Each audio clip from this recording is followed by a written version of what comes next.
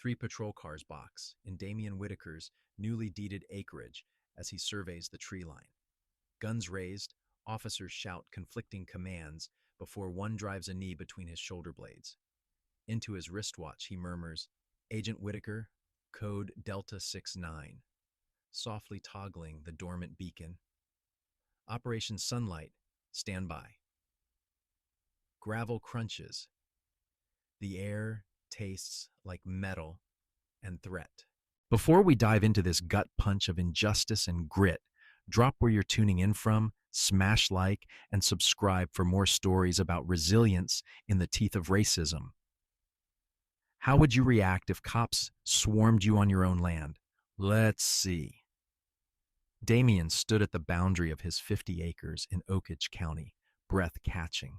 At 43, this accomplished black man was riding a hard-won milestone, though no one here knew he'd spent 16 years with the FBI. The purchase wasn't just personal. It underpinned a deep-cover mission probing rot inside the local department while he posed as a developer, aiming to revive a county starved for opportunity.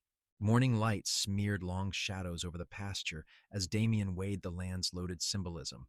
Once held by the prestigious Whitmore clan for generations, these acres had never belonged to a black owner.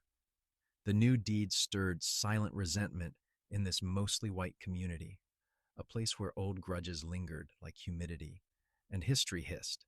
He traced the fence line, mapping potential build sites that could spark jobs, unaware his mere presence had already needled certain power brokers. Thoughts drifted to his father, Leonard Whitaker, a principled man railroaded here 3 decades ago with fabricated narcotics charges. That wound redirected Damien's life. Join the Bureau, fight corruption from inside, refuse forgetting. The visits to the prison never left him. The clank of doors, the fluorescent hum, his father's spirit eroded by a machine built to grind. Now, standing on soil once denied to men like them, Damien felt a grim symmetry. Maybe this operation would finally pin a badge of accountability to Oakage's chest. The night before, he'd met handler director Selena Cho in a secured site 30 miles out.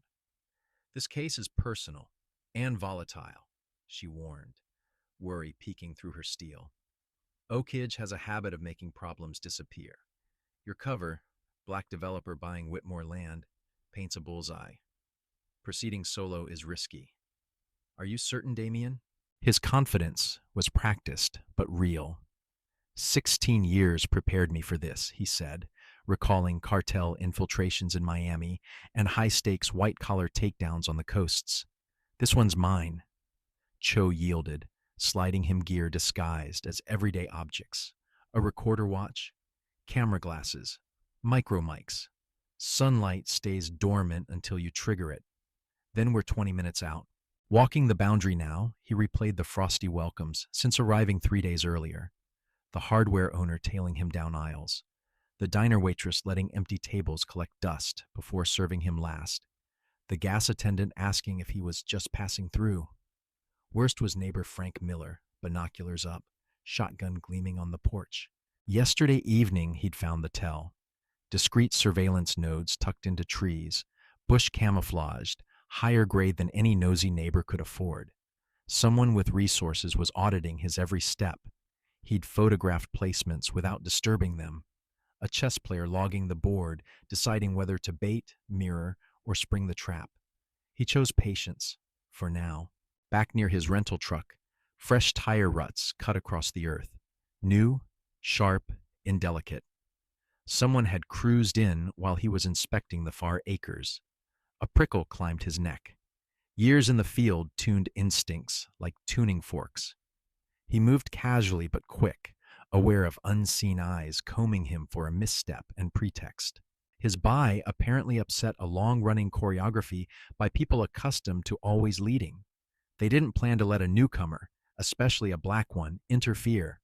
At dawn, he returned early to document the hidden tech in cleaner light and seed countermeasures before whoever was watching realized he'd noticed.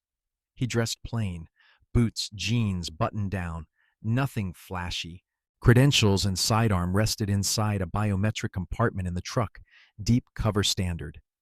As he snapped photos of a birdhouse camera cleverly disguised, engines roared up the gravel road. 3 cruisers fishtailed into a semicircle, boxing him in from his vehicle. Not random. Tactics telegraphed expectation of resistance. Doors flew open, weapons leveled. Commands collided midair. "Police! On the ground now. Hands high." The bark came from Officer Cal Briggs, brawny, late career, with a razor-edged crew cut and eyes so cold they didn't blink. To his flank, Officer Evan Nolan, 20-something, jittery grip, pupils ping-ponging. From the central cruiser stepped Lieutenant Warren Hale, tall, pressed, self-possessed, the room's gravity shifting toward him. "Face down.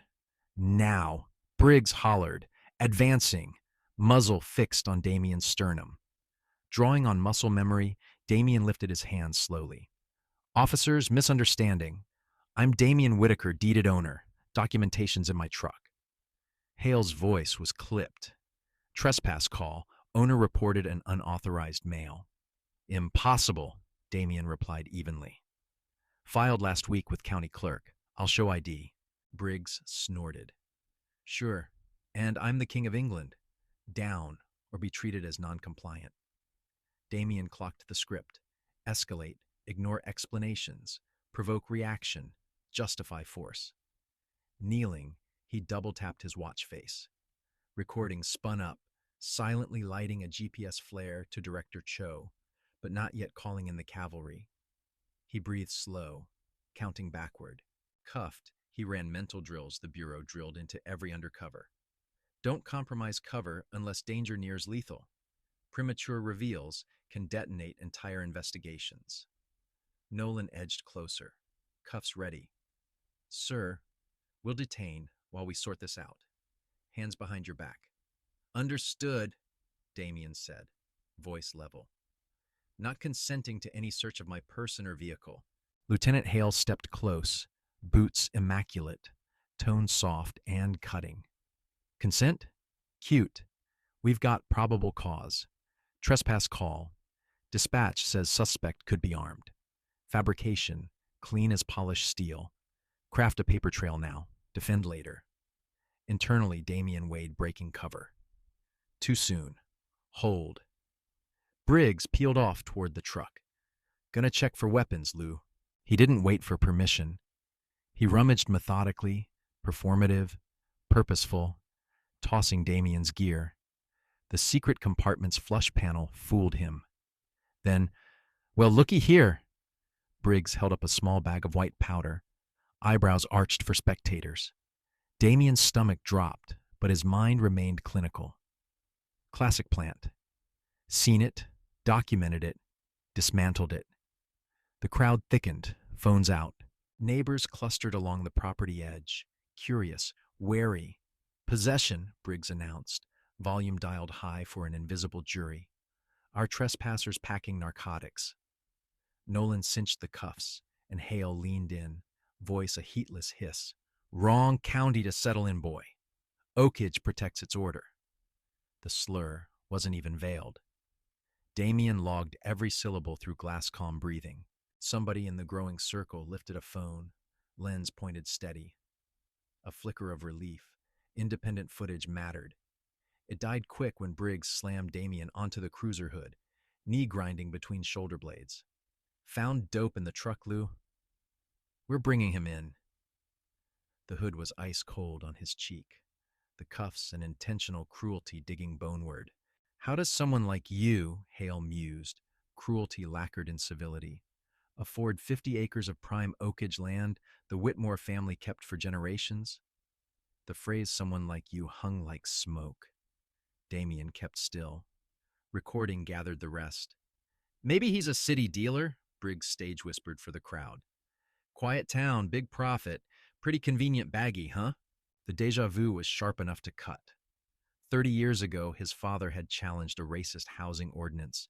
Weeks later, trumped up drugs, career torched, reputation salted. Same department, same playbook, different target. Damien breathed through the echo. This time the FBI watched in the walls. Pressure on his spine increased. His wrists throbbed. He memorized faces. Nolan, shifting, finally spoke up. Shouldn't we check his ID? If he owns it, verify. Hale's glance could peel paint. Instincts beat paper, kid. We'll verify downtown. The rookie's conscience was still malleable, Damien noted, not yet hardened into concrete. A black SUV rolled up. Out stepped Mayor Randall Cole. Silver hair, expensive suit, eyes like polished coins. Hale straightened reflexively. He and the mayor murmured out of range, posture telling on them, Hale deferential, Cole dismissive. A tiny approving nod. The onlookers swelled to 20. Most watched with that uncomfortable stillness of people who've seen this scene too often. The woman with the phone scooted closer, stance practiced. Journalist, Damien guessed. No ordinary bystander. Briggs yanked Damien upright with theatrical contempt. That your girlfriend? Maybe she's your mule. The bait dangled, barbed. Damien didn't bite. Recording hummed. Hale returned. Resolve, crisp. Load him up. Trespass and possession. As they marched Damien to the cruiser, he scanned faces. Hostility, curiosity, old resignation. Far back, an elderly black man shook his head slowly.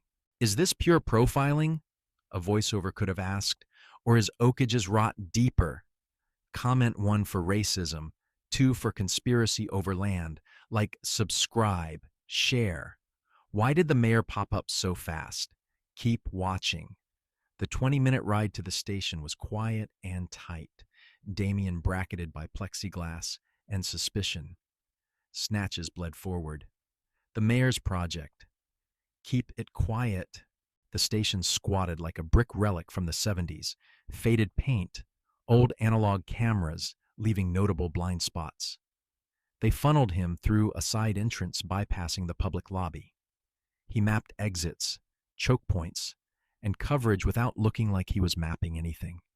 The processing room buzzed fluorescent and cramped, the kind of air that makes tempers short.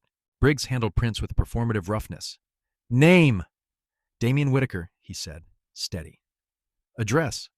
Temporary. Oakage Inn, room 249. Permanent, 1841 Belmont Avenue, Washington, D.C. Briggs sniffed. D.C., huh? Long way to our little county. Old systems here wouldn't ping bureau servers immediately. He had a window before his status tripped wires and forced hands. I'd like my phone call, Damien said. Not a plea, a right. Hale smiled without warmth. After we talk about the narcotics. Those were planted, and you know it, Damien replied. Tone measured. The wrongfully accused citizen rather than a fed. Everyone says that, Briggs said, stamping a thumb with extra torque. Processing first, maybe a call tomorrow, if we're free.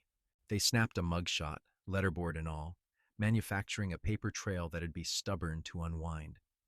As they led him toward interrogation, Damien clocked the police chief. Harold Hanley, 60s, concern creasing a tired face. The file on Hanley was muddied. Once a reformer, years in quicksand. The room they chose was hot, bright, intentionally unpleasant. They left him stewing 45 minutes to soften his edges. He used the lull, set the watch to secondary capture, designed to keep recording even if confiscated. When the door finally swung open, Hale and Briggs drifted in with coffees, sipping for show while Damien's mouth felt like cotton. So, Mr. Whitaker, Hale began, let's discuss your sudden interest. He dragged the sentence. A D.C. man buys 50 Oakage acres, shows with dope, starts photographing neighboring parcels. Why? The interrogation danced textbook corruption. Leading questions, traps disguised as clarifications, quiet threats about local penalties. Damien stuck to the cover. Developer. Affordable units. Job creation. He watched their tells, profiling the duet. Predatory calm and barely leashed volatility. Hale. Strategic. Patient, more snake than wolf. Briggs. Blunt instrument, temper Michelin starred. Their hierarchy glinted through the 1-2 routine. Then Nolan slipped in, leaving a paper cup of water. "Thought you might be thirsty, sir," he mumbled. Fingers brushed Damien's. A tiny, folded note remained. Seconds later, Hanley summoned Hale. Briggs stayed, pacing tight circles. "You think you're clever?" Briggs sneered, breath close. "You people drift in, don't belong. Stir our quiet." "You people?" Damien asked, airy, faintly amused. "Developers? You know what I mean." Briggs twisted the thermostat, heat ratcheting up. Damien unfolded the note beneath the table. "They're setting you up. Your prince triggered something." Chief's asking questions. His pulse steadied. Bureau alerts meant Cho was now in motion. Would she keep cover or storm the castle? The answer thudded quickly. Chief Hanley pushed in, voice trembling with controlled anger. "Enough, Briggs. I need you and Hale now." Briggs blinked, surprised, then slunk out. Raised voices fuzzed through the wall. Damien sipped water, scanned for hidden cameras. None visible, interesting. He risked a whisper-thin command into the watch. Pre-coded ping, detained, not in immediate danger. 10 minutes slid by. Nolan reappeared, eyes darting. "Something's happening," he whispered. Chief took a call, went pale. "Your prince hit some federal tripwire. Desk tried to deny your presence." Then a woman called. "Director Cho. Said she'll arrive with warrants." "When?" She said within the hour. Noise surged from the entrance, authority and voices, the unmistakable weight of federal credentials meeting provincial resistance. Nolan's eyes widened. "I think they're already here." Then Hanley's voice rolled down the hallway, booming. "Hale, Briggs, my office. Now." Nolan slipped out, door ajar. Through the crack, the station shifted from swagger to scramble, uniforms pivoting. After years under cover, Damien recognized the power shift's first heartbeat. Operation Sunlight had left dormancy. He glimpsed Selena Cho striding through the lobby, flanked by 4 agents in tactical vests, credentials up, face carved from focus. "Where is Special Agent Damien Whitaker?" she demanded, each syllable precise. The room breathed in, waiting to see who exhaled first. Behind Hanley's office door, voices climbed. The chief paced, ash pale, sweat stippling his brow. Hale and Briggs stood rigid, brittle. "Do you have any idea what you two idiots did?" Hanley hissed. "Those prints triggered a top-level federal clearance. This isn't some random black guy with a deed. He's connected." Hale's jaw ticked. "We still found narcotics." "Don't insult me," Hanley snapped. "You planted them." He thumped the desk. "I let too much slide because the mayor sold me greater good. But this could ruin us. Prison time." Briggs flinched, old bravado leaking. "So we roughed him a little. Found dope. His word against ours." "Are you dense?" Hanley spat. "Top tier alert, not agriculture." Hale's mind visibly shifted gears. "Then we make it disappear," he said coolly. "Release him, apologize, mistaken identity. Drugs, lost. Booking error, done." Hanley laughed, brittle. "You think the feds don't know exactly where he is?" A knock cut him off. The desk sergeant cracked the door. "Chief, FBI in the lobby. Warrants ready. They're asking for the Wellington property detainee." Back in interrogation, Damien used the breathing space. The watch's advanced firmware piggybacked on the station's outdated network, auth gaps you could drive a cruiser through. He ghosted into internal traffic and the evidence log. There it was. Briggs had logged narcotics but hadn't submitted to evidence. Procedural red flag blinking neon. They planned to massage reality. The door nudged open. Nolan slipped inside, pale. "Sir, FBI's here. It's getting loud." "Why would federal agents care about trespass?" Damien asked, still inside his cover. Nolan swallowed. Because this isn't trespass anymore. Your prince flagged something huge. Chief's rattled. Hale looked spooked. What's going on? Voices swelled outside. The lobby's center of gravity shifted violently. Cho's cadence cut through. Director Selena Cho, Federal Bureau of Investigation. You are unlawfully detaining a federal agent. Produce him now. Hale's voice tried to smooth the edges. Standard narcotics detention. Spare me, Cho replied, frostbright. We have live audio, GPS, and a judge's warrants for your servers and records. Choose your next words carefully. They brought Damien out, still cuffed.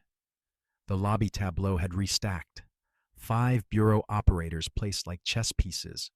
Local officers crowded the walls, eyes full of new math. Cho stood centered, anger curated to purpose. Hale hovered, professional mask cracking. Briggs retreated to shadows. Only Hanley looked sincerely relieved, as if absolution had unexpectedly knocked. Cho approached, her gaze softened a notch. You good, Agent Whitaker? The title detonated in the room. Damien straightened. The frightened civilian shell fell away to reveal trained poise. I'm fine, Director. Phase 1 yielded more evidence than projected. He faced Hale, a controlled smile. You'll want to unhook these, Lieutenant, unless you crave the unlawful detention charge too. Hale's color drained. He nodded at Nolan, who removed the cuffs. Damien rubbed the angry ridges on his wrists, more evidence etched in skin. Special Agent Damien Whitaker, badge 74321, he said, voice clear and carrying. 16 years investigating civil rights violations, police corruption, and conspiracies. Today's events fold into an 18-month federal probe into Oakage County practices. Shock rippled through Hale and Briggs, the dawning horror of having brutalized a man who'd been documenting them from step 1. Hanley stepped forward, eager to disown rot. Agent Whitaker, Director Cho, this doesn't reflect departmental values. I had no knowledge. Save it for sworn testimony, Cho cut in. Multiple subpoenas are inbound. Consider your cooperation carefully, Chief Hanley. The station flipped into scene 1 of a major federal action. More agents arrived. Digital forensics isolated servers. Officers were sequestered for initial interviews. Loyalties seeped and reconfigured in real time. A clerk admitting report falsification under pressure. A veteran quietly naming names. Damien watched currents shift, tracking who swam for shore and who dragged anchors. In the break room, face to face, Hale's polish had curdled into a tight, simmering anger. You think you won, he said, voice low. You don't grasp what you've crossed. Oakage handles its own, badge or no badge. Damien leaned in just enough. That's your miscalculation. Sunlight doesn't stop at exposure, it accelerates. Sleep well, Lieutenant. Tomorrow's going to bite. By morning, Damien met Cho at a hastily converted federal field office 20 miles out. The place thrummed. Analysts triaging data, techs imaging devices, attorneys drafting paper that would hit like hail. Damien, Bureau ID now visible at his chest, studied a wall-length timeline that threaded 2 years of groundwork into one readable, ruthless through line of cause and effect. Your arrest compressed our schedule, Cho said, passing him coffee, eyes still scanning. Worth it for what you captured yesterday alone. Hale and Briggs on audio are case study violations. Damien sipped. We assumed pressure after the purchase, but their tempo surprised me. Sloppy, too. He nodded toward the evidence wall. Where are we, scope-wise? She tapped her tablet. The display blossomed. Faces of officials and business owners. Threads of color differentiating cash flows. Favors, intimidation, contracts. Sunlight reaches beyond a few officers, Cho said. This is an ecosystem. Lines tied Mayor Cole to a cluster of Shell Development LLCs, a bank officer, the Whitmore estate attorneys, and a private security firm suspiciously overrepresented along the county's borders. Keep commenting, 1, if you smell pure discrimination, 2, if you see a land grab conspiracy, and share this with someone who needs to hear it. Back at the station, forensics bagged the narcotics, logged chain of custody, and thanks to Damien's earlier network peek, bookmarked the exact time Briggs found the bag. Timelines matter. Timelines slice lies into measurable, falsifiable shapes.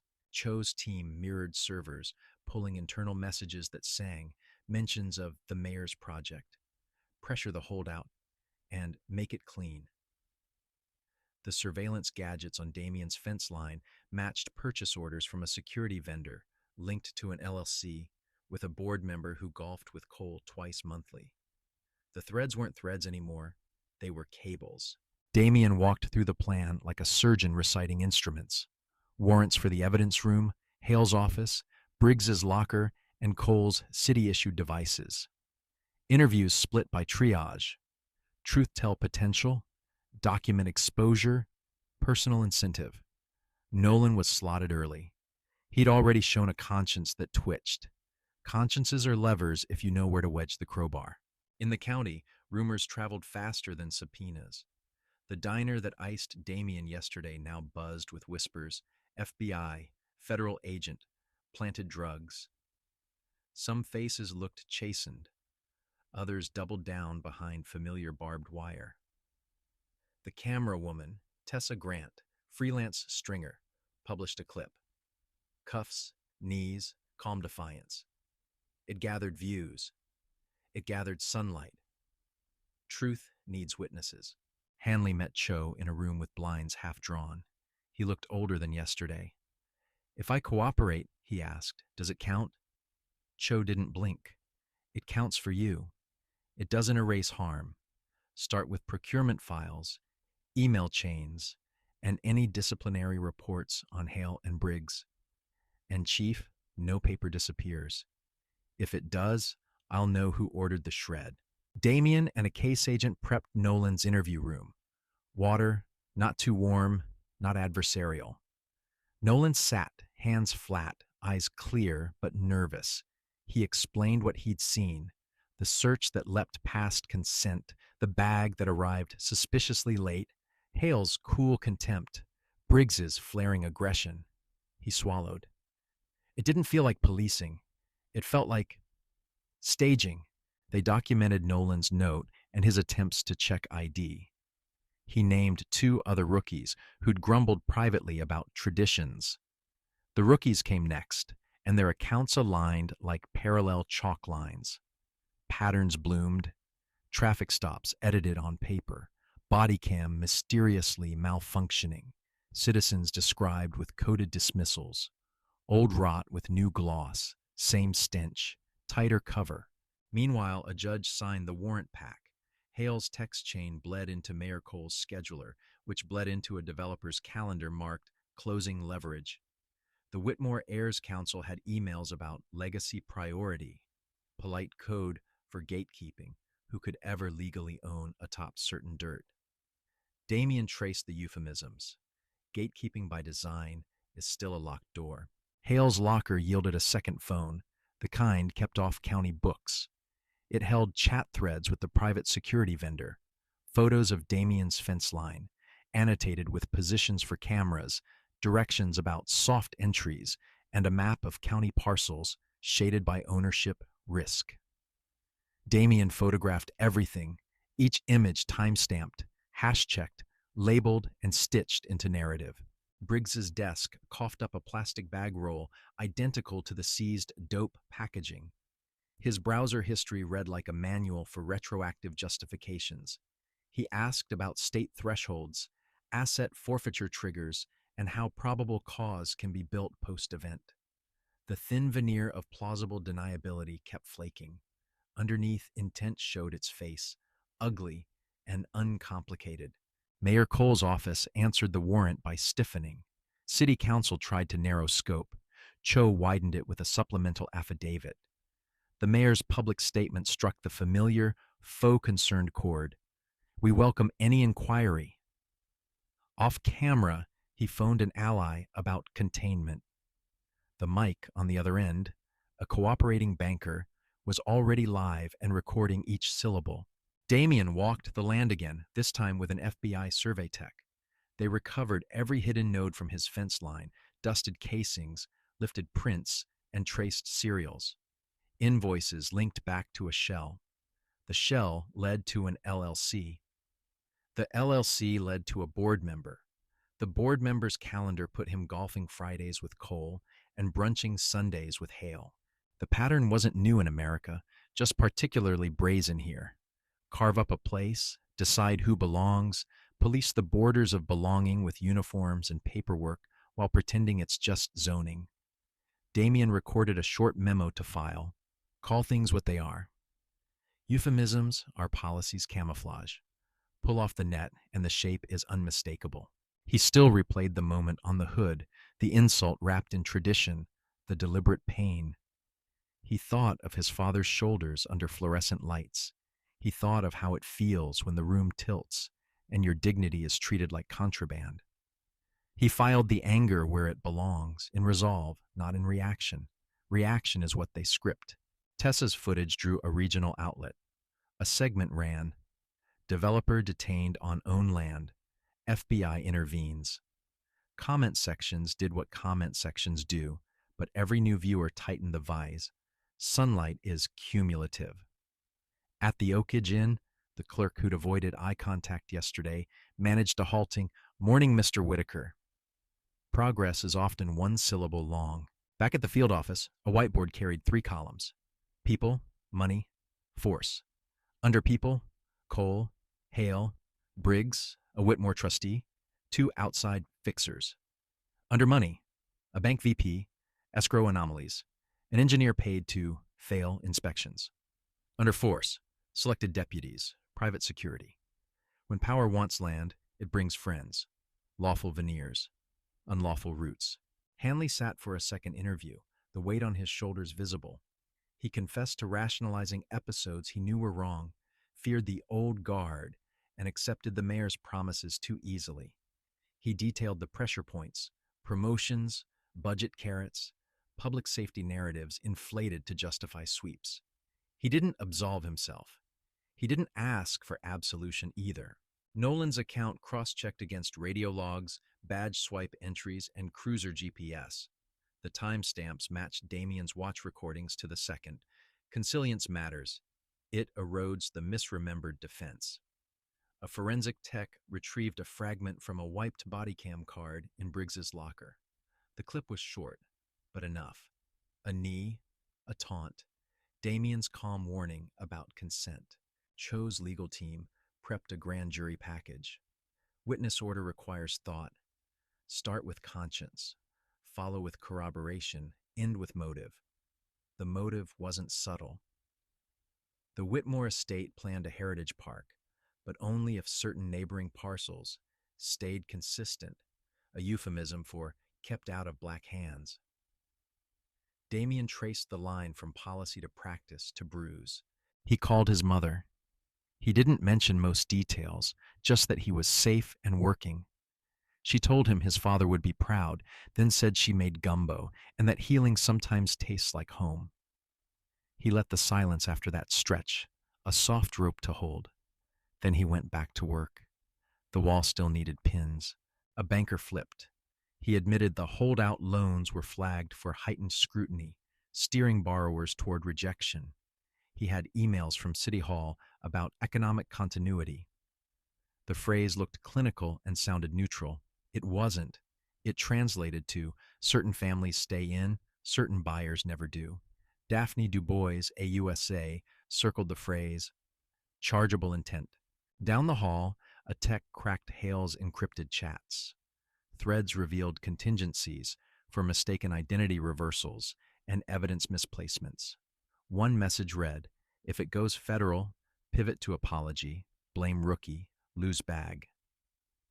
The plan was practically a script. The public relations draft matched it almost word for word. They'd rehearsed the cleanup like a drill. The bag from Damien's truck tested negative for controlled substances, then positive for lactose filler, and a trace signature matching a batch seized weeks earlier across town. Chain of custody logs showed an unexplained relocation that day. That relocation crossed Briggs's desk, evidence that migrates often knows its shepherd by name. Paper footprints tell on their owners. Cho convened a blunt meeting. "We move," she said. Morning brief to main justice.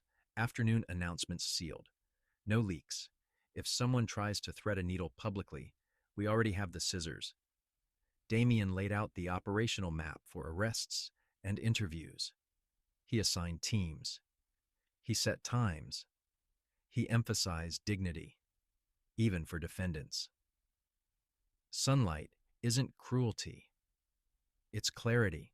Nolan asked for a transfer request form. He didn't frame himself as a hero. He framed himself as a cop who wanted to do his job. Damien told him accountability isn't punishment. It's a path. They shook hands. Outside, the sky cracked with late-day thunder.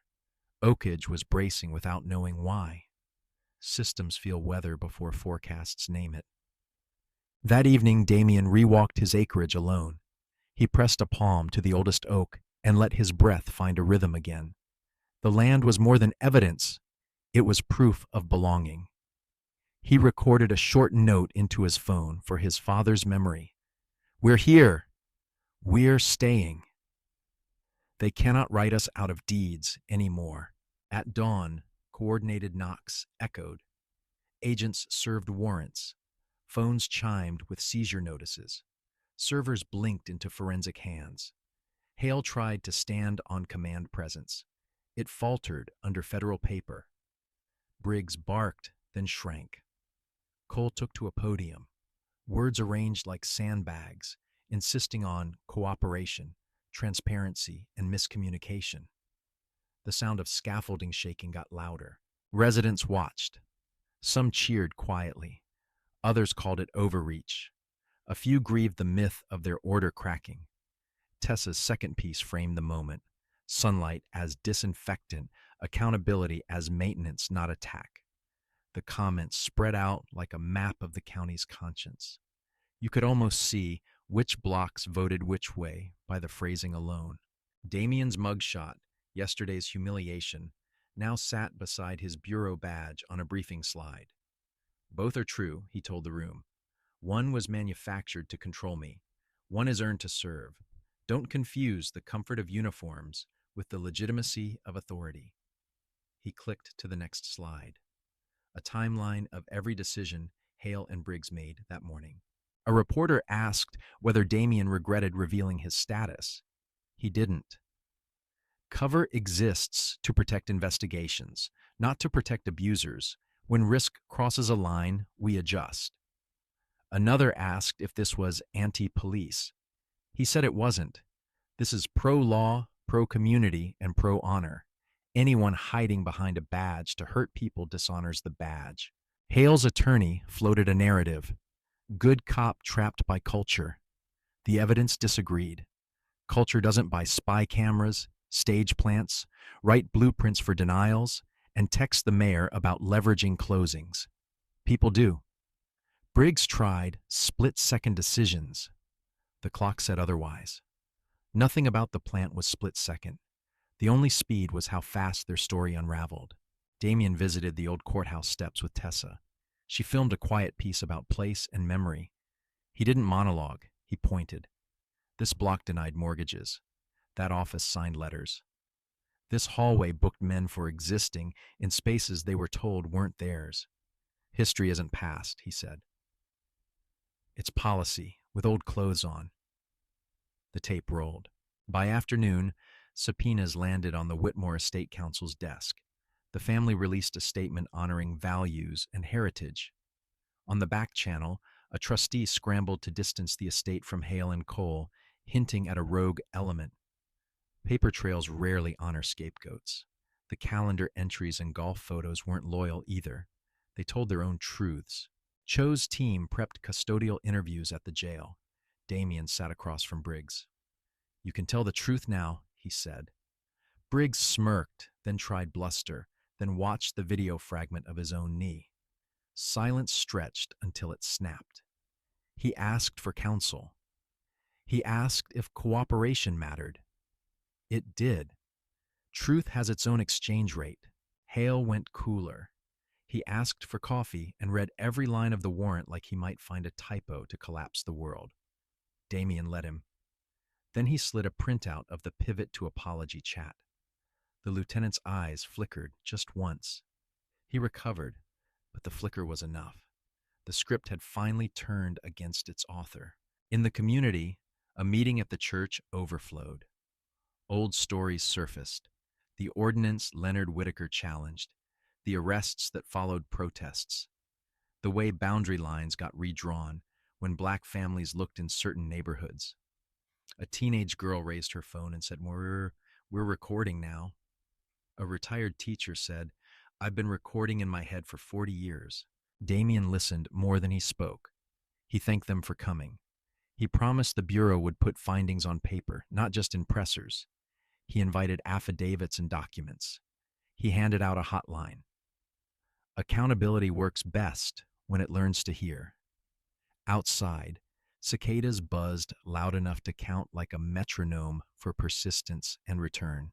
A federal magistrate reviewed the initial charges: civil rights violations under color of law, conspiracy, falsification of records, evidence tampering. The list wasn't final. It was a first pass. Cole's counsel signaled negotiations. Cho's team didn't blink. Bring documents, they said. Bring names. Bring the money map. In public, the mayor kept saying, misunderstanding. The word shrank daily. In the break room again, Hale faced Damien for a last pre-arraignment look. You don't belong here, he said, not sneering now, just hollow. Damien met his eyes. I belong anywhere my rights travel. That includes dirt you thought would never change hands. Hale exhaled. It sounded like an old door creaking open, or maybe finally closing. Night fell on Oakage different. Not safer yet, nothing that honest happens that fast, but truer. Patrol routes adjusted, body cams stayed on. People who'd never spoken nodded to Damien in grocery aisles. Frank Miller stopped polishing his shotgun on the porch. He lifted 2 fingers in something like a peace sign. It wasn't friendship, it was a start. Morning after the reveal, Damien met Cho in the Hummingfield office, tables crowded with laptops, evidence envelopes, and coffee rings. The timeline on the wall had grown teeth: photos, arrows, ledger screenshots. Your detention sped us up, Cho said, handing him a fresh file. And the recordings? Their training manual clear. We'll teach with them. What to stop. What to fix. He nodded, scanning new additions. Bank memos, security invoices, a maintenance request masking a camera install. We designed sunlight to flex, he said. We knew the deed would agitate them. I didn't expect them to sprint. He gestured to the web of names and dates. So, scope? Cho tapped her tablet again. The display shifted, lines tightening into clusters. Photos of officials, business owners, and officers arranged in a lattice of relationships and transactions. Color-coded ties mapped kickbacks, sweetheart contracts, and pressure campaigns. Operation Sunlight is bigger than a few dirty badges, she said. It's a system. A breath. And we've finally got enough to name it, charge it, and change it. The room fell purposefully quiet. The board brightened to a fresh overlay. Who signs? Who pays? Who enforces? Who looks away? Damien felt the old oak's rough bark under his palm again. Imagined his father walking this hallway beside him. We keep going, he said. We don't blink. Outside, sirens rose. Not in alarm, but like a chord tuning. Inside, pens moved. Sunlight held. We're staring at years of civil rights abuses, doctored evidence, wrongful arrests, and land grabs worth 9 figures, Director Selena Cho said, tapping Mayor Randall Cole's photo. His dynasty runs 4 generations deep. What began as raw prejudice matured into a machine, police power wielded to evict undesirables, depress valuations, and funnel acreage into insider development plays. Damien Whitaker wasn't shocked, only steadied. His father's ruin had been a single bead on a long, ugly thread. Who's on point with us? He asked, scanning the war room buzz. Cho introduced the core: tech, legal, ops, and community liaisons. each slotting into a lattice built for speed, precision, and airtight chain of custody. Ty Reeves, 32, polyglot coder, built half your toys, Cho said, nodding to the slim analyst pulling waveforms onto a screen. Your watch captured pristine audio, Ty grinned. 6 separate civil rights violations in the first 10 minutes alone, Agent. He stitched spectrograms to timestamps, marking threats, slurs, and commands that ricocheted through the room like nails. Maria Gonzalez, 17 years, chasing bad badges, laid out the charging spine. We're not nickel and diming individuals, she said. We're a pattern of practice. We're going wide. Conspiracy, deprivation of rights, obstruction, corruption. If the facts continue, we're in RICO territory. Follow the money, then the memos, then the orders. The ladder goes all the way up. A call crackled in from Agent Corey Jackson. The woman filming? Tessa Grant. 3 years documenting incidents here for the Regional Daily. Initially wary, but when I said your name, she agreed to meet. Says she's got an archive. 5 years deep. Damien's eyes met Cho's. Receipts plus witnesses meant momentum, and sunlight with receipts burns hottest. 2 hours later, Tessa arrived with drives labeled by incident, officer, and address. She was sharper in person, organized, unflinching. She walked the team through a taxonomy of abuse. Bogus stops, phantom resists, seized property vanishing in bureaucratic fog. Patterns, not anecdotes, she said, opening a folder called Land Acquisitions. Pins clustered around future revitalization corridors. 2 years ago, the trend spiked, Tessa said, pulling up a county map. Targets lived on parcels later bought by Oak Ridge Development Corporation, owned by the mayor's brother-in-law. A hum rolled around the table. Damien and Cho exchanged a knowing look. The suspicion had bones now, civil rights violations as an acquisition strategy masquerading as law and order. Your acreage is Keystone, Tessa said, highlighting Damien's 50. Their luxury resort corridor runs straight through. Clerk's office whispers say Coles chased it for years. Whitmore heirs refused, specifically refused selling to him.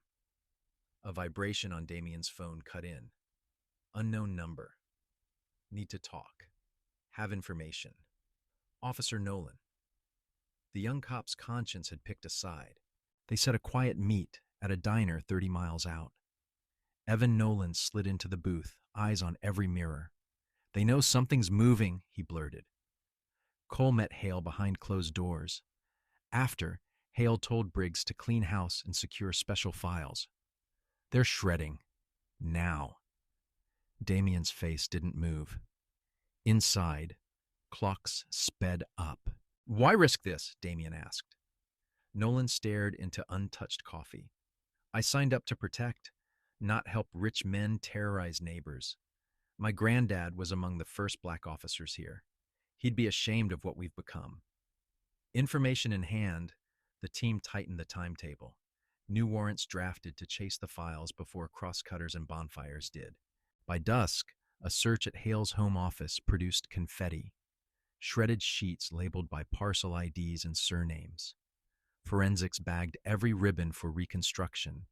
The dates stretched back 15 years, a wish list of families and blocks to pressure, citations to stack, arrests to justify.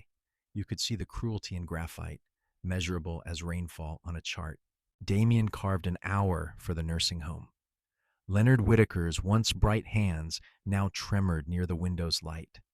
It's happening, Dad, Damien whispered. We're bringing it all into the open.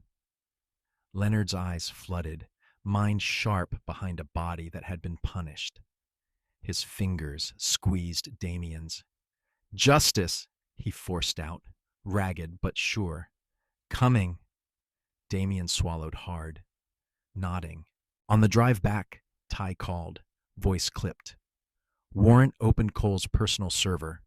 We pulled video of Hale meeting known traffickers at the county line last month. Not just payoffs, collaboration.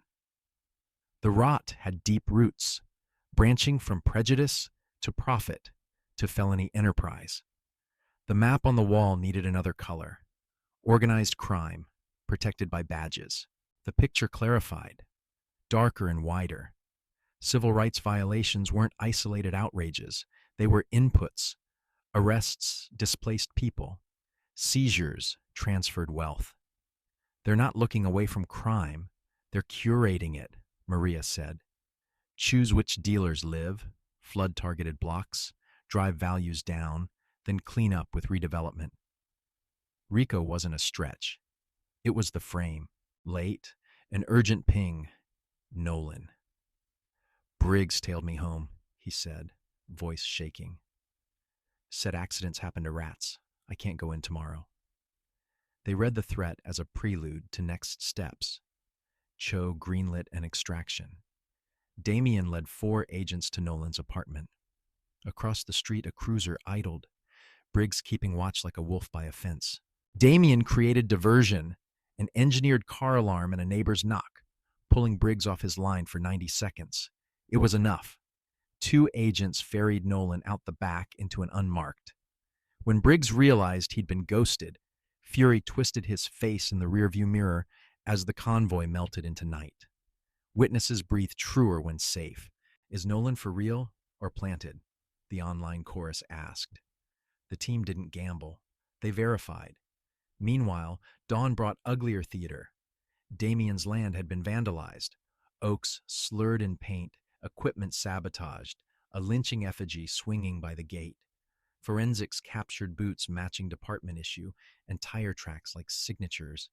They weren't hiding, they were boasting. Everything documented, Agent Riley Patterson said, zipping evidence bags. Boot patterns departmental.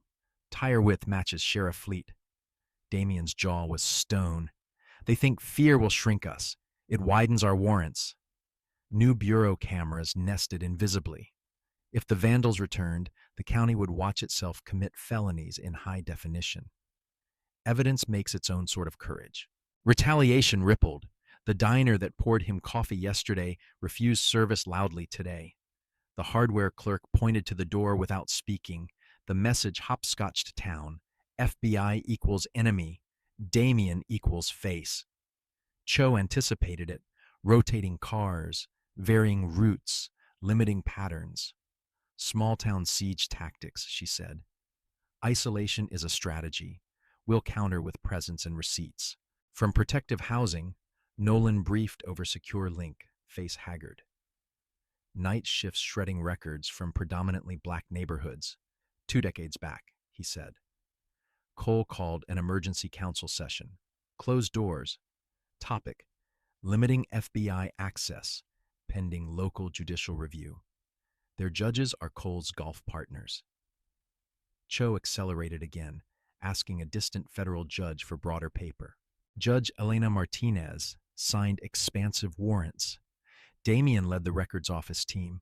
Staff stalled with bureaucratic molasses. Everything must be logged and verified before removal, the clerk insisted, glancing at her phone like a metronome. Could take weeks. Damien set the warrant down gently. Federal process governs. Obstruction is 5 years. Choose wisely. Resistance folded like wet cardboard. By noon, boxes rolled out. The county's shadow diary. Maria and Ty mapped patterns onto Tessa's archive. First saturation patrols, then code citations, then arrests and seizures. Within months, auctions to shells that traced inevitably to Oak Ridge Development Corporation. The steps were so repeatable you could teach them like choreography. Policy as choreography is still assault. Surveillance flagged Hale meeting men flagged by DEA at an abandoned gas station just past the county line. He arrived off-duty, plates obscured. Agent Lena Torres played the audio for the room. It wasn't passive corruption, it was active facilitation. Hale protected preferred distributors, greenlit routes, and cleared rivals through targeted enforcement. Profit rode shotgun with public safety. This links right back to parcels, Damien said, tracing strings on the wall. The protected dealers cluster on blocks marked for revitalization. Disorder depresses price, enforcement justifies seizure. Then come the bulldozers. The case had swollen from misconduct to machinery. one that minted money from pain while laundering harm through glossy renderings and press conferences. Tessa's carefully sourced piece hit regional print and the web. She didn't name the FBI, only detailed the pattern: harassment, bogus charges, asset disappearances, and the conveyor belt to redevelopment. She included Damien's detention as a case study. The timeline at the end felt like a drum solo. Incident, report denied, property lost, LLC formed, profit realized. Cole responded on cue, staging a press huddle on City Hall steps, flanked by uniforms. Outside agitators, he drawled, trying for all shucks, landing on menace. A federal plant bought land with Washington money to smear hardworking officers. The phrase outside agitator carried old, ugly freight by design. Lines lit up on local radio, outrage curated and amplified, but the facade cracked. 3 retired officers called the field office with stories of traditions they could no longer stomach. A deputy clerk pushed irregular ledgers over the transom. A few current cops started sidestepping Hale and Briggs in hallways. It's remarkable what sunlight does to loyalty. It reassigns it, from men to truth, from fear to facts. That night, Damien's new cameras caught Hale and Briggs prowling his fence line, testing bureau countermeasures. The mics harvested their whispers. "He needs a stronger message," Hale said, voice scraped of pretense. "Badges don't make him immortal." Briggs answered too fast. "Say when. I know people who erase problems without footprints." The room went colder by 10 degrees. Cho flipped the team into crisis posture. Details on everyone, routes changed, redundancies stacked. "Desperation's dangerous," she said, "but also stupid. They'll make bolder mistakes." Nolan, sifting HR files remotely, then surfaced another vein. Briggs had hopscotched through 3 departments, each exit fogged by administrative language. Complaints trailed him like cans behind a getaway car. "Excessive force, missing evidence, an IA probe that evaporates," Nolan said, screen glow underlining exhaustion. "Hale oversees all hiring." He knew.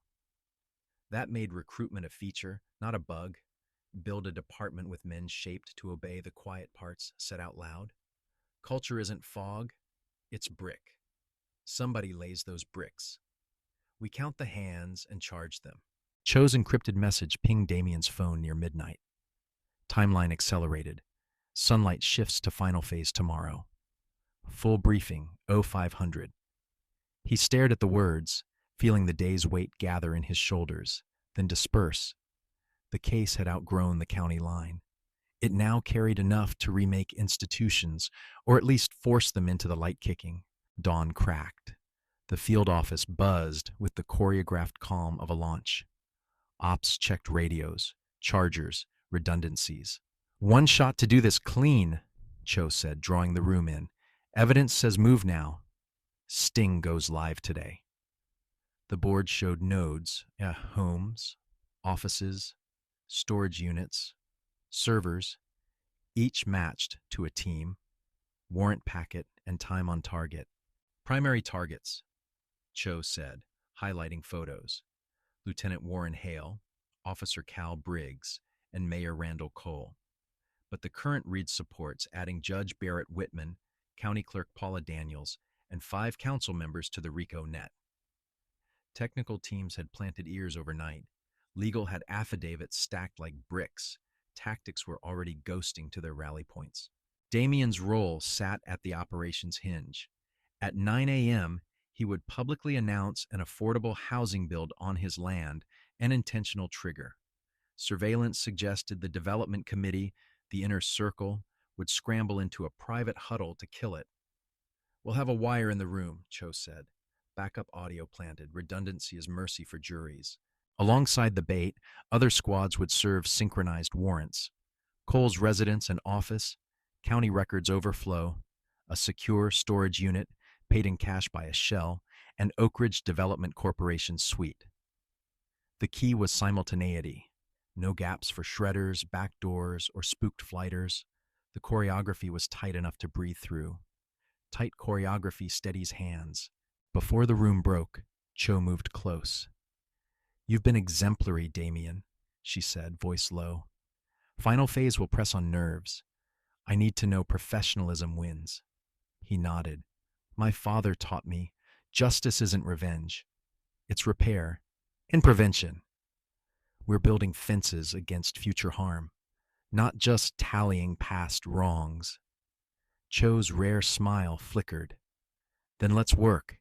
At 9 sharp, cameras faced the property sign, the Whitaker Community Project. 150 affordable units, a community center, trade training labs, Damien announced. Built here, not somewhere else. In 15 minutes, Cole's office pushed zoning concerns. By 9:30, calls flew to convene the inner circle. Nolan, a wire under his collar, would attend as Hale's assistant. Backup mics were already tucked into the Oak Ridge Country Club's private room, vents, sconces, a ledger spine. Nolan's presence would layer testimony over audio. At 11, they assembled. Cole, Hale, Briggs, Judge Whitman, Clerk Daniels, 3 counselors.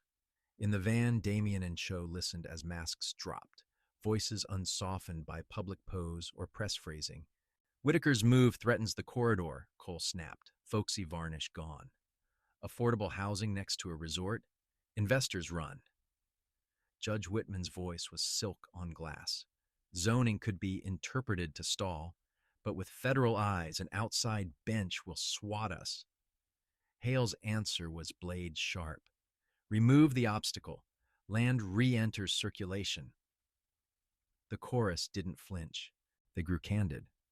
Cole bragged that revitalization required clearing blight first, meaning families. Briggs cataloged plants, pain, and paper tricks to herd owners. Then came the money. Each acquisition yielded slices: developer profit, fees, consulting, distributed among the table. It wasn't just hate, it was a spreadsheet. Prejudice was policy. Policy was profit. Profit greased power. Briggs's eyes cut to Nolan. "You're awful quiet," he said, stepping into the young man's space. "Got thoughts?" Nolan kept his face neutral, pulse high. "Just trying to learn how the grown-ups handle business, sir." Suspicion hovered, then drifted. Cole steered them back to threats: the FBI, Damien, the headlines, and to witness intimidation schedules like one might plan golf. Cho's hand flashed the signal. Teams moved at once. Warrants hit doors across the county. In the country club, Damien led the stack through the corridor. The door burst. "Randall Cole," Damien said. Badge out, voice iron. "You're under arrest for conspiracy, Rico, civil rights violations, and solicitation of criminal acts." Cuffs clicked, echoes loud in a room built for whispers. Club members froze, martinis midair. The old order discovered gravity. Elsewhere, Hale stared at warrants like they were in a foreign language. Daniels turned ashen. Most targets folded, lungs empty. One didn't. Briggs bolted from his driveway, cruiser abandoned, crashing into woods near the county line. He ran like a man who'd always been allowed to. Damien had prepositioned at a likely egress, reading Briggs correctly. Straight, fast, predictable. Underbrush exploded. They stared across 10 yards, breath loud between trees. "It's over," Damien said, weapon steady. "On the ground." Briggs's hand twitched once near a concealed piece, then reconsidered the calculus. The cuffs Damien applied were snug, not cruel. That contrast mattered. On the walk out, Briggs spat a shard of truth. "Cole knew your father," he muttered. "Panicked when your name popped. Said you two had history." The line hovered. In time, documents would stitch it tight. For now, it was another arrow toward motive, animus braided with profit, old grudges underwriting modern predation with polite signatures. 6 months later, the federal courthouse in Richmond thrummed with cameras and notepads. Trials stacked like dominoes. Hale and Briggs already convicted on civil rights counts. tampering, and racketeering. Today, United States versus Randall Cole, 67 charges unfurled over 3 taut weeks. Damien took the stand, the jury watching a man who'd been both target and investigator. Describe the pattern, the AUSA said. Damien did, methodically. Targeted stops, fabricated charges, seizure pipelines, shell acquisitions, profit splits. He spoke with the cool of a professional and the marrow-deep clarity of a son. This wasn't random bias, he said. It was a business model. Law was the tool. People were the raw material. Then the hammer. A memo surfaced post-arrest, entered as Exhibit 43, a March 12, 1995 letter from then-Councilman Cole to Chief Edwards. It named Leonard Whitaker as a problem requiring immediate attention. 3 days later, narcotics appeared in Leonard's car. Damien kept his jaw level, voice steady, but the room felt the pressure wave roll through his chest. My father lost 8 years to those lies, Damien said. His career died in that cage. His health never returned. Our family was wrecked financially, and the man who ordered it advanced by calling it law. The line cut clean. Across the country, headlines stopped calling it a local scandal. The pattern had found its avatar and its author. Officer Nolan became the state's star witness, walking jurors through the quiet curriculum of rot: who to stop, what to write, when to malfunction body cam, where to stash the dope, and how to tell yourself it was protection. The blue wall didn't collapse in one speech. It splintered in details. Splinters changed the shape of lies. Chief Harold Hanley, flipped for a reduced sentence, described the slope: compromises rationalized as local knowledge, small lies compounding until the department's compass spun prettily while pointing nowhere. Culture wasn't a storm that happened to him. It was a climate he'd warmed by degree. His testimony hurt to hear because it rang like an old bell. 4 months after verdicts landed on every marquee name, an Oak Ridge courtroom opened for repair.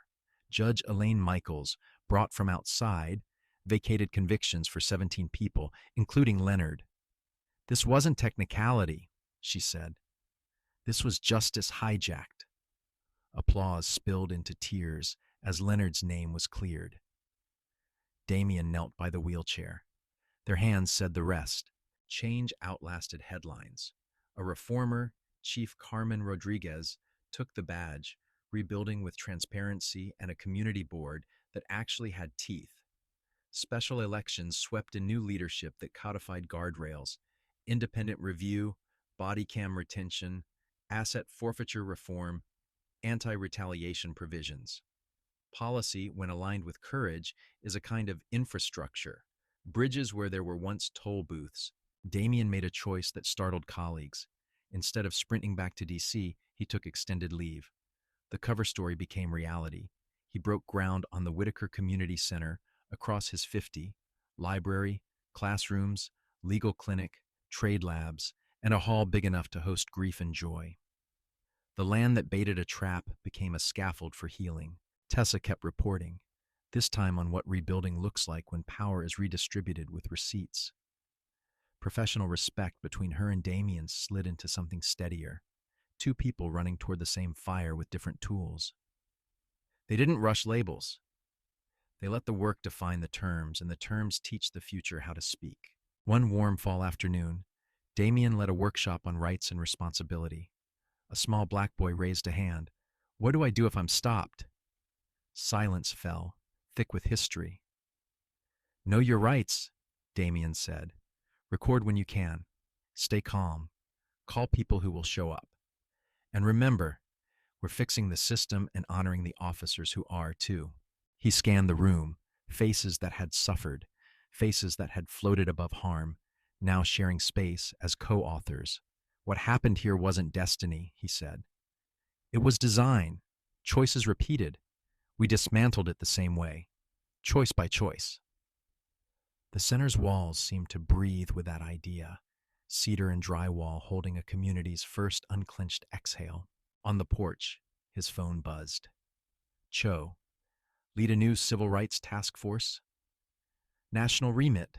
Pattern hunting everywhere. Oak Ridge-like shadows gather. He stared at the hills that had tried to bruise him into leaving. For the first time, he hesitated. Work elsewhere mattered.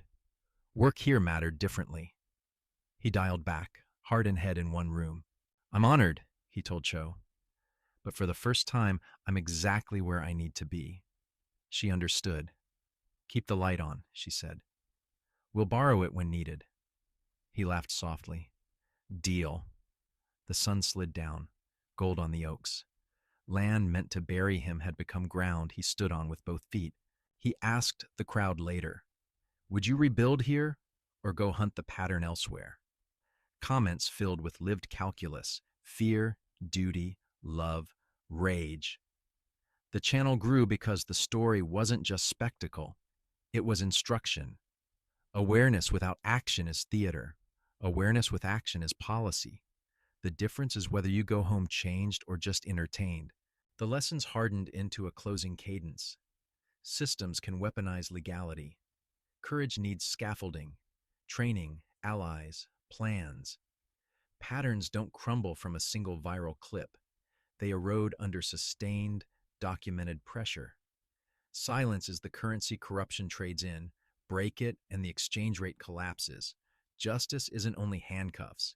It's budgets, bylaws, forgiveness, and fences that hold. Damien ended the session with a question. Have you seen harm you thought was too powerful to name? People nodded. Some spoke. Some just breathed differently. He thanked them for showing up. Change, he reminded, is a long-distance event run by relay. Witnesses pass batons to lawyers, who pass to organizers, who pass to voters, then back again. Tap-like, the channel host said gently. If this helped you understand how systemic racism hides in paperwork and patrol routes, subscribe for more stories that move from pain to plans. Outside, kids chalked hopscotch squares. Inside, a calendar filled with clinic hours, council meetings, and film nights. A center is just a building until it's a verb. Share this, the outro urged, with someone who still thinks a few bad apples explains an orchard. Viewers typed back anger and resolve, questions and names. The algorithm did what algorithms do. But so did people, printing forms, attending hearings, filing complaints, voting differently. Pixels can be sparks. Sparks don't build houses. Hammers do, together. Officer Nolan spoke at the next forum, voice steady. He didn't make himself a hero, he made himself accountable. Breaking the wall wasn't betrayal, he said. It was fidelity, to law, to neighbors, to the badge I wanted to honor. Applause came mixed with complicated quiet. Healing doesn't erase scars, it teaches them new stories to tell. Chief Rodriguez outlined protocols now non-negotiable. Independent review with teeth, body cam retention beyond convenience, anti-retaliation for whistleblowers, clear, narrow forfeiture rules, data dashboards anyone can read. Trust, she said, isn't a vibe, it's an audit trail. People laughed gently and then nodded because they recognized it. Truth with spreadsheets, mercy with metrics. In a classroom, Damien helped a teenager file a public records request for her block's stop data. Power leaves fingerprints, he said. Ask for them. In another room, a grandmother met with a pro bono lawyer about getting her son's record scrubbed clean. Redemption, it turned out, came in PDFs, stamps, and hand-steadying pens. Cole's properties went to receivership. His family's grip loosened like an old knot wetted by rain. The Whitmore heirs gave a careful statement, then quietly funded scholarships named after people their silence had harmed. It wasn't absolution. It was a step. Steps don't rewrite history. They redraw maps so the next generation doesn't walk into the same holes. Damien visited Leonard with the exoneration order framed. We did it, Dad, he said. Leonard tapped the glass with a knuckle that remembered drafting tables. We did it, he echoed, slower. The room absorbed the moment, a victory stitched from meticulous work, stubborn love, and strangers deciding to be braver than the day before. At dusk, Tessa filmed the center's first movie night under strings of LED bulbs. Kids sprawled on blankets. Elders claimed folding chairs. The documentary was about a different town, a similar pattern. "We're not alone," Damien whispered as credits rolled. In the harm, or the healing, people lingered to talk logistics, rides, translation, childcare for hearings. So if you were Damien, the channel asked plainly, stay and build roots into repaired ground, or return to hunt the pattern where it still thrives. The comments split and braided. There isn't one righteous answer, only righteous work. Systems don't fall to speeches. They fall to calendars with circles around court dates and budget votes. Hit like, the host concluded, if Marcus, now Damien in our retelling, showed you that justice can be both courtroom and community garden. Subscribes ticked upward like steady heartbeats. The outro music wasn't triumphant, just durable. That felt right. Triumph spikes. Durability lasts. The camera panned once across the oak that started it all, and the lights below it.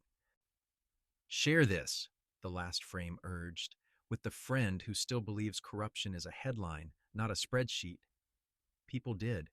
Somewhere a clerk decided to send a PDF instead of a stall. Somewhere a young officer chose to report, not retaliate. Somewhere a mayor reworded a plan, caught by the reflection of Oak Ridge in a window. Remember, law can be shield or cudgel. Strategy without courage is commentary. Courage without strategy is a sparkler. Put them together, and you get daylight, sustained and practical. The center's doors closed late. The night hummed insects and soft tires on gravel. Tomorrow's to-do list waited, impatient, mercifully ordinary. Justice is glamorous in movies. Here it's work. If you've carried a story like this alone, the host said, drop it below or send it privately. Patterns can't dodge patterns. The more we map, the fewer places power can hide. The video faded, leaving a final image. The oak, the sign, the people. A place that once said no trespassing now read enter, learn, repair. And that's the arc. Ugly beginnings, dangerous middles, and endings that are really openings. Damien didn't become a symbol. He became a neighbor with a badge and a drawer and mud on his boots. He understood something simple and large. Sunlight isn't a weapon. It's a climate. Make enough of it, and certain species of harm can't live. He looked over the fence one last time that night, thought of the knee on his back and the cuffs too tight, and then of the student's question and Leonard's hand. The ledger had room for both, wound and repair. Tomorrow he'd teach a class on public records. Tomorrow, someone else would find their own way to say no more. The story doesn't close neat. People appealed, cried, raged, relapsed, repented. Institutions resisted, then yielded, then tried to rebrand. Reporters kept filing.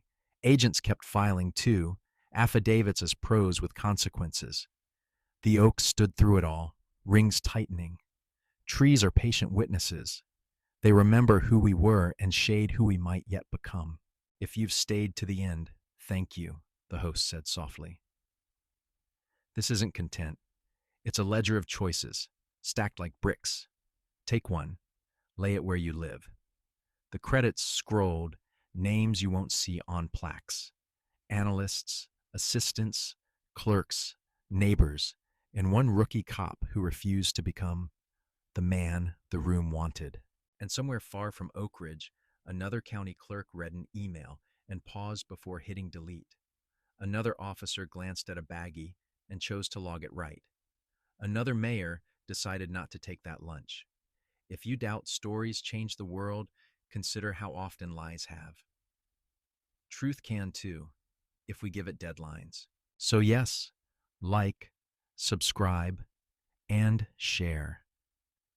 Not because numbers matter more than people, but because reach can become relief if organized. Put this in a group chat with the friend who runs a clinic, the cousin who sits on a board, the auntie who knows every phone number that matters. Power, redistributed, looks like many hands. Above all, remember what Leonard said with one word that night by the window: justice. It doesn't arrive on its own legs. We build its path in policy and memory, in budgets and apologies, in indictments and invitations. We walk it together, one ordinary, brave Tuesday at a time, until the extraordinary becomes simply expected. If you're an officer listening, the host added, there's a place for you here too. Accountability isn't anti-cop, it's anti-cruelty. Be the partner Nolan wished he'd had earlier. Be the chief Hanley forgot he promised to be. Hold a line that protects, not a lie that corrodes. The badge deserves nothing less than your best truth. If you're a clerk, keep copies. If you're a judge, read the whole file. If you're a neighbor, learn the names on your block. If you're tired, rest, then rotate back in. Movements don't need martyrs every day. They need managers and minutes, agendas and attendance. The center's calendar pinged. Another meeting, another little hinge. Damien locked the door, pocketed the key, and crossed the lot under a sky thick with stars. Somewhere a siren ran, urgent, not ominous. Somewhere a screen glowed blue on a fresh affidavit. He smiled at the small symmetry of things. He'd come here undercover to expose a crime and stayed uncovered to build a town. Tomorrow he'd call Cho back and help spin up that national task force, advisory from afar, maybe guest trainings. He could hold two truths, home and horizon. Oak Ridge would always be chapter 1 in a country with too many chapters like it. But a better table of contents had been drafted. People were already writing page 2. Thanks for walking this road, the host signed off. Drop a comment if this shifted how you see policy. It's just people deciding how we live together. The screen faded to black, then to a final text card. Sunlight is policy too. The algorithm cued the next thing. Viewers chose, for once, to sit a minute longer. And then the work continued. Quiet, relentless, neighborly. The center's copier jammed. Someone fixed it. A city meeting ran long. Someone stayed. A kid learned what a foyer was. Someone cheered. Halos didn't hover. Hammers did. The oak held its silhouette against the moon, and down the hill, lights clicked off in rooms that finally felt safe. The morning after the exonerations, Damien unlocked the community center early and brewed coffee for volunteers. A mother arrived with case files to clear her son's record. A retired contractor offered to teach carpentry. On the wall, a corkboard labeled Next Steps, filled with index cards, hearings, trainings, rides, proof that justice to endure needed carpools and calendars. Director Cho visited quietly, no convoy, just a folder and a hug that surprised them both. We're building a playbook off Oak Ridge, she said. Your recordings, affidavits, workflows, it's teachable. Damien nodded. Make the template free, he said. No paywall on Sunlight. She smiled. Deal. Outside, kids chalked a hopscotch ladder labeled Rights. Each square spelled another statute. Tessa filmed elders at a story circle, microphones tucked among hymnals. A grandmother described code citations cascading after she reported a broken streetlight. A barber recounted being ticketed for loitering inside his own shop. Damien listened, not to extract trauma, but to blueprint policy. Every anecdote mapped to a correction, deadline metrics, audits, appeal windows, actual enforcement parity. Nolan testified at a training for new recruits. Posture straight, voice steady. Your oath is to the Constitution, not a clique, he said. Questions came hard. Fear of blowback. Pressure to go along. He answered with specifics. Document, escalate, use the hotline, buddy up. Chief Rodriguez backed him publicly. If anyone retaliates, they answer to me and the feds. Damien walked the boundary of his acreage, where the lynching effigy had once swung. The rope-burned scar marked the gate. He left it as witness, framed with a plaque. Here, fear tried to speak. Here it lost its voice. Visitors paused, some crying, some angry. Grief became steel. Steel became votes. The county's machinery felt it. A bank hosted a clinic at the Center on Predatory Lending. The VP who flipped during the probe stood beside a legal aid attorney, explaining underwriting without the euphemisms that used to hide intent. We changed our risk model, he admitted. Publicly. Damien insisted on a community review panel. Trust is an audit trail, he repeated and meant it. Cho looped Damien into a national webinar. How to document a pattern. He explained chain of custody, time-syncing cameras, cross-checking dispatch logs, reading procurement files. Questions poured in from towns you've never heard of but should, because power loves places people overlook. Start with timelines, Damien said. Timelines cut lies into pieces small enough for juries to swallow. The Whitmore heirs arrived for a meeting, posture cautious. They offered scholarships, not as absolution, but as beginning. Legacy can fund repair, one said. Damien replied, legacy should also fund listening. They agreed to quarterly forums at the center, no speeches, only questions answered. Wealth stayed, but so did accountability. Money, like power, needed calendars and chairs. A storm soaked Oak Ridge, and the center became shelter. Cots in the gym, stew on hot plates, phone chargers snaking from power strips. The same building where affidavits were signed now handed out dry socks. A teenager asked Damien, "Is this justice too?" He nodded. Accountability is roof work. Care is flooring. We're building both or the house leaks. Court dates came like drumbeats. Cole's appeals faltered. Hale took a plea rather than risk another jury. Briggs complained about vindictiveness, then produced a list of names that widened the circle of charged. Damien testified concisely when asked, otherwise sat with families on benches, handing tissues, explaining steps.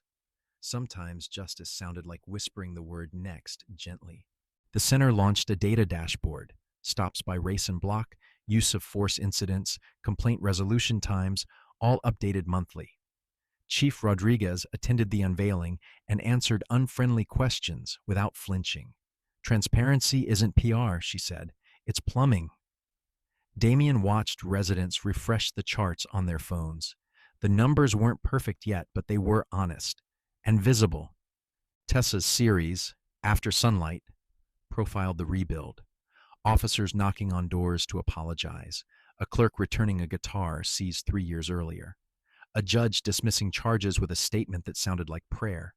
Not every vignette ended neat. Some neighbors stayed wary. Some officers bristled. The story refused fairy tale arcs. Repair, Tessa wrote, dislikes montages. It prefers minutes. Leonard visited the center for the first time, escorted by aides, eyes bright. Damien wheeled him beneath the oak and read the plaque aloud. We turned a warning into a witness, he said. Leonard squeezed his son's arm, then tapped his chest twice. Home, he whispered, meaning both place and people. Sunlight slid through leaves like quiet applause. A developer from 2 counties over pitched partnership. Damien listened, then asked for community land trusts, anti-displacement clauses, and local hiring quotas with penalties. The developer blinked, then smiled slowly. You're serious. Deadly, Damien answered. Contracts grew teeth. Deals stopped sounding like extraction and started reading like compacts. The county clerk notarized pages with hands that no longer shook. Director Cho's new task force launched with a toolkit stamped open use. Damien contributed modules remotely. Affidavit templates, warrant checklists, comms plans for hostile ecosystems. He refused co-author credit unless locals were listed first. Ownership shouldn't replicate the problem, he said. The PDF spread like a quiet revolution, boring, precise, powerful. Bureaucracy, refitted, became a lever. On a crisp evening, the center hosted a voter education night.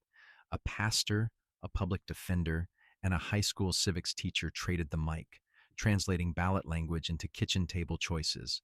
Budgets are moral documents, the teacher said. So are zoning maps.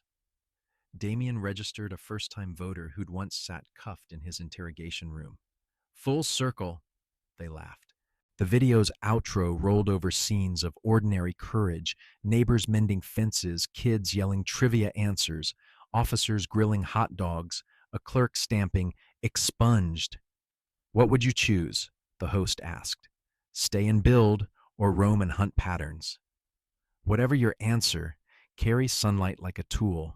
Daily, unspectacular, undefeated. Then share this, not for clicks, but for company. We've got work. Lesson 1. Justice isn't a guarantee. It's a daily choice. For those of us who've lived long enough to see history repeat itself, the story of Agent Damien Whitaker reminds us that justice doesn't maintain itself.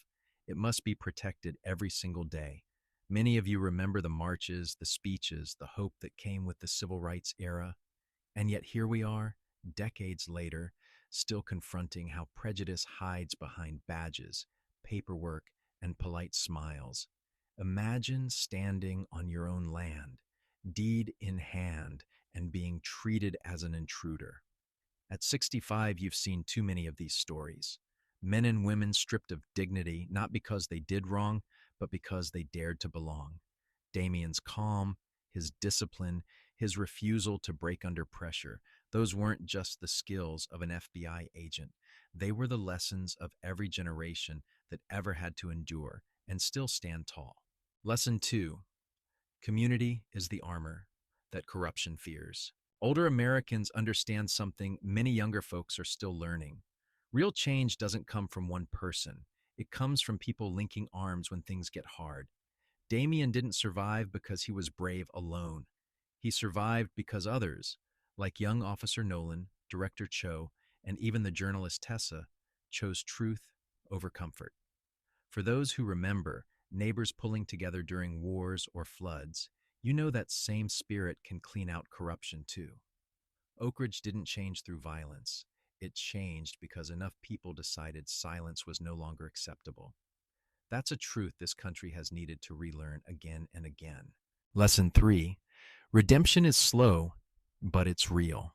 Those of us who've seen life's long arcs know progress is rarely quick. Damien's fight wasn't finished when the arrests were made.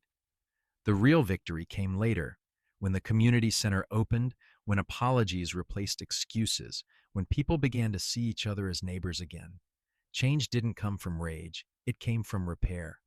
That's something you learn only after a lifetime of watching America stumble and rise.